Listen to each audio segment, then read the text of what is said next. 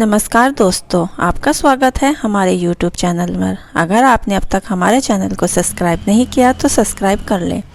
आज की कहानी है बूढ़ा बाप। किसी गांव में एक बूढ़ा व्यक्ति अपने परिवार के साथ रहता था। परिवार सुखी संपन्न था, किसी तरह की कोई परेशानी नहीं थी।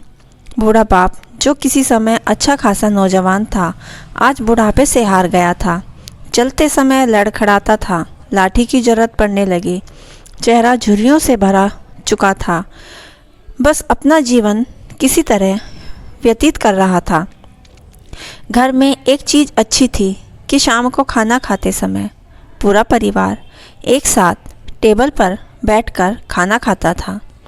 एक दिन ऐसे ही शाम को जब सारे लोग खाना खाने बैठे, बेटा ऑफिस से आया था। भूख ज़्यादा थी, सो जल्दी से खाना खाने बैठ गया और साथ में बहू और बेटे भी खाने लगे। बूढ़े हाथ जैसे ही थाली उठाने को हुए, थाली हाथ से छिटक गई। थोड़ी दाल टेबल पर गिर गई थी। बहू बेटे ने घृणा दृष्टि से पिता की ओर देखा और फिर से अपना खाने में लग गए।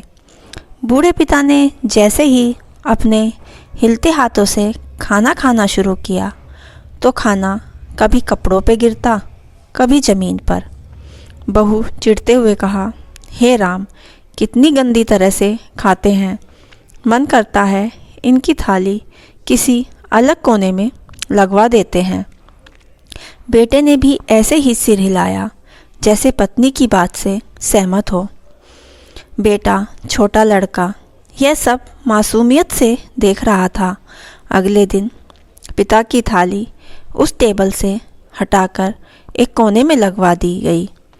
पिता की डबडबाती आंखें सब कुछ देखते हुए भी कुछ बोल नहीं पा रही थी। बूढ़ा पिता रोज़ की तरह खाना खाने लगा। खाना कभी इधर गिरता, कभी उधर।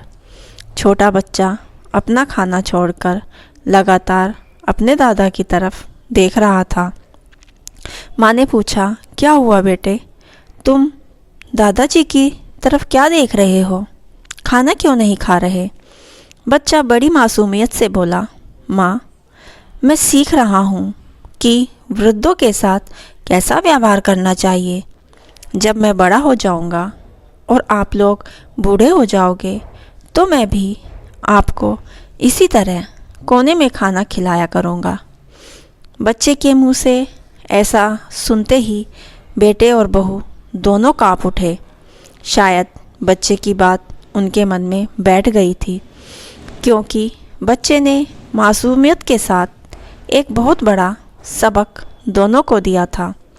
बेटे ने जल्दी से आगे बढ़कर पिता को उठाया और वापस टेबल पर खाने के लिए बिठाया, और बहू भी भागकर पानी का गिलास लेकर आई कि पिताजी को कोई तकलीफ़ ना हो। दोस्तों, बूढ़े बाप की यह छोटी सी कहानी अगर आपको अच्छी लगी तो हमें कमेंट बॉक्स में ज़रूर बताइए और हमारे चैनल को सब्सक्राइब करना ना भूलें। कहानी पूरी सुनने के लिए आपका दिल से धन्यवाद।